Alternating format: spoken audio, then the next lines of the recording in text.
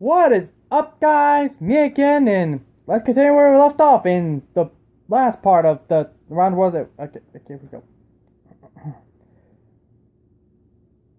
Companions Jerry, Ralph, John Sullivan, and Tom Farrell were there to see him off. He pulled his passport from his pocket and showed it to the men. You can extend my passport for when I get back, he said, and it will prove to you that I have gone around the world.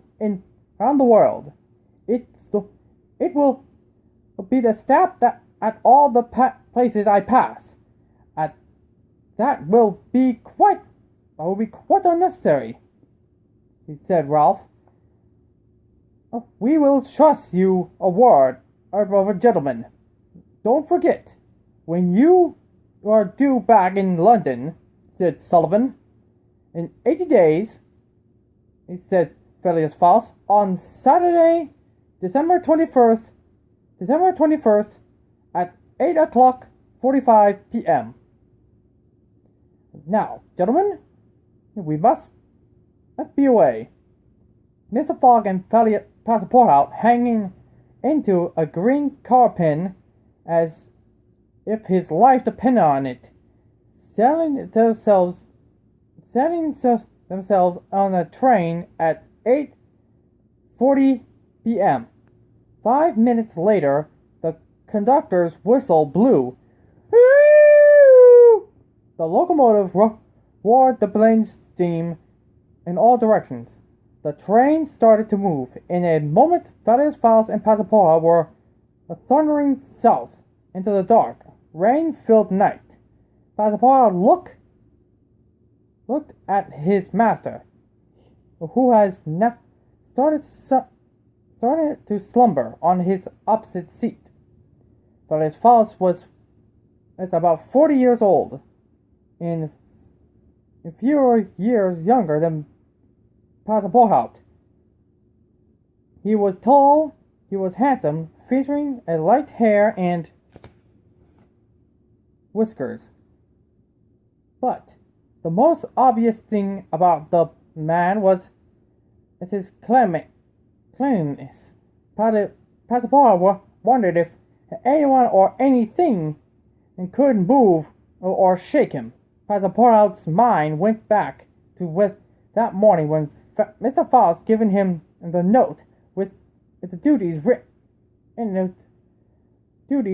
on it. It read, "Note for this attention and for my master and servant. I am awake at 8 o'clock each morning. Servant tea and toast and in bed at 8:10 a.m. Shaving window. Shower water to the hut by 8:25 a.m. Saving water on a temperature extremely 84 degrees Fahrenheit." Mr. Fogg had explained that his previous answer had repeatedly served the water in decree too cold.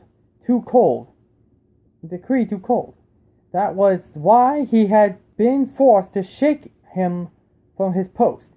If Passepartout had been able to talk to Ralph Sullivan and Flanagan about Phileas Faust, they could not have told him much about the man. Mr. Faust was something of a mystery to people, considering his rich, but not one knew how he had made his fortune. He spoke a little to anyone, and that made him even more mysterious. He had no real friends. Mr. Faust's main occupation seems to be he traveled to the Reform Club each morning. There he read the newspapers or played cards with Ralph Sullivan and Frontman.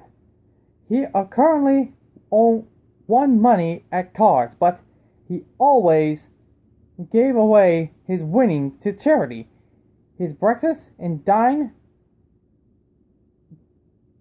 at the Reform Club, always at the same hour, always at the same table, always at the same alone. Always alone. He certainly proudly as false live alone, and a lonely man is some world would have said. And I think I will stop here for today. See ya!